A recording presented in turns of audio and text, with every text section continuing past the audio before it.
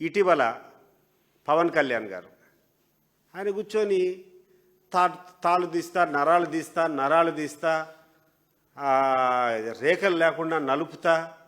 ఏం సార్ పవన్ కళ్యాణ్ గారు, ఎవరిని నలుపుతారు, మీరు ఎందుకు చేస్తారు, అసలు నువ్వు ఇట్లా మాట్లాడడానికి కారణం ఏంది అని చెప్పి నేను అడుగుతాండా. నీ జోలికి మేము ఎవరం రాలేదే. వైఎస్ఆర్ కాంగ్రెస్ పార్టీ చాలా జాగ్రత్తగా నిన్ను ఒక్క మాట కూడా అనలే, నీ జోలికి కూడా రాలే. కానీ నేను పక్కన పెడితే నువ్వు తట్టుకోలేకుండావు. ఈరోజు కూర్చొని నీ ఇష్టానుసారము నీ ఇష్టం వచ్చినటువంటి బ్యాడ్ లాంగ్వేజ్తో నువ్వు కూర్చొని ఏదో పెద్ద రౌడీ మాదిరి తాట తీస్తా, తోలు తీస్తా. ఎవరిని సార్ నువ్వు తోలు తీయాల్సింది?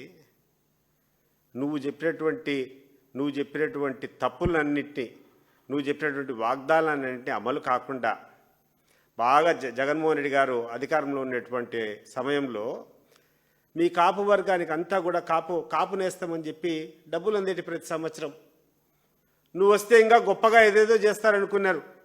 ఆ సామాజిక వర్గం అంతా నీతో సెయిల్ అయింది. ఈరోజు ఆ కాపు నేస్తం అనేది ₹1 ఎవరికి రాలే.